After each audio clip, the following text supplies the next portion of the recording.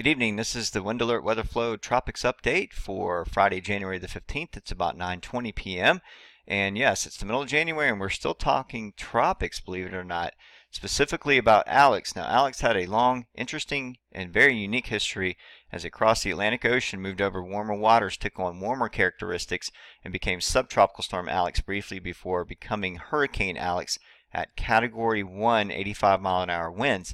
So it has since drifted north through the Azores and is heading off to the north very quickly at 40 miles an hour. But here's the rainbow imagery, and you can see the storm just south of the Azores today, and as it crossed through, you can see where it's moving over this cooler water, and the core took on cooler air and is now starting to fall apart. The National Hurricane Center has downgraded this to post-tropical cyclone Alex. Now, it still retains extratropical features because the winds are still so high at 70 miles an hour.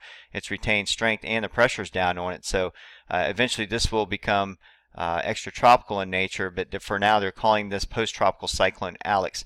So here's the visible satellite, and we can see here on some of the higher definition how impressive this storm looked as it went over the Azores. And right about here you can see the symmetry and the outflow. Everything looked really well considering the water temperatures were not ideal for this system. It got just enough warm air wrapped up from the south to get some convection wrapped around the core of it, and even in this frame for January the 15th in this part of the world, it's unheard of to see a storm this size. So definitely the first of its kind ever in recorded history for the strongest hurricane in the month of January.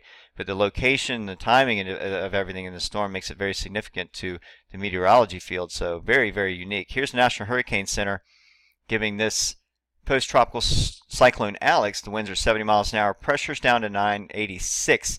And this storm is going to actually be heading off to the north and the northwest and then over towards the Labrador Sea. This storm is actually going to be merging with another extratropical cyclone, believe it or not. Here's a world view, and here's Alex from today. This is high definition from NASA, courtesy of NASA, as it was going over the Azores here. Now this system over here is an extratropical cyclone over the Atlantic Ocean. Now this system's heading this direction. This one sort of is hooking around, and they're all going to blend together, and that's going to make for there's actually another low pressure system over here. So all these lows are going to combine in the northwest Atlantic, and there's going to be quite a storm out there over the Labrador Sea and near Newfoundland. So the remnants of Alex are going to be joining with other low pressures and creating a giant northwest Atlantic storm. So it's kind of interesting how full circle this whole thing goes. Here's the surface map. And here's Alex here, the pressure at 986. Here's the extratropical cyclone going on now, and the pressure is actually even lower than what Alex is at 980 millibars. And here's our next gale low over here over by Newfoundland heading towards the Labrador Ocean. So this one's going to be hooking around this way. All these lows, usually when they get within the proximity of each other, they sort of absorb each other like a lava lamp. So they're all going to combine as one, and I'm not sure what the track is going to be for everything, but I would imagine this part of the world in the next 3 or 4 days is going to be quite a tempest with very high winds. So here's the water vapor imagery loop for this area, and you can see here's that extratropical cyclone here. Here's what is left of Alex as it drifts up and over in time. It's going to combine with this one, and then here's the other low over here coming together. So we have 3 lows up in the northwest Atlantic. So the Labrador Sea is getting ready to be ground zero for a very large storm as remnants of Alex and an extratropical cyclone, everything sort of wrapped together up in that area. Here is the earth.nilschool.net map, kind of get a better idea of where these systems are.